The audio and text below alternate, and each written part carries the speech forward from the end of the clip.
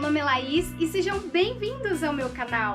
No vídeo de hoje vou mostrar como centralizar o carrinho de impressão da impressora Canon G3111.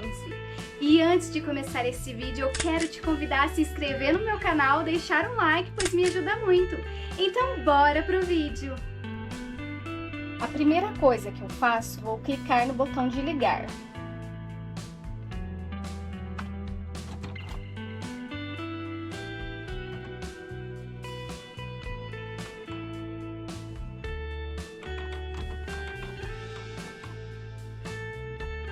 Agora eu vou abrir a impressora, eu subo até o final e desço um pouquinho e ela trava.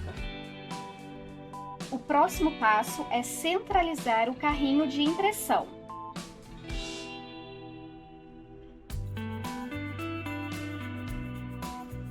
E para isso eu vou clicar nesse botão.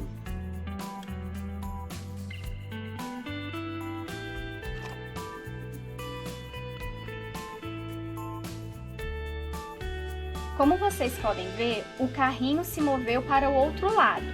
E agora, para ele centralizar, eu vou clicar no mesmo botão.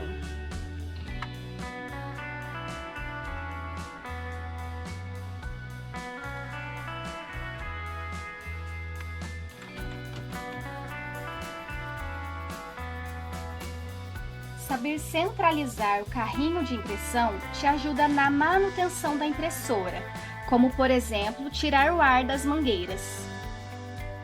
Agora, para fechar a impressora, eu vou levantar, ela vai destravar e eu vou descer.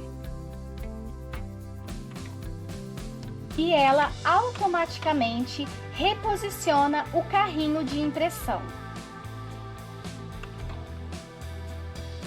Então é isso, pessoal. Espero que tenham gostado.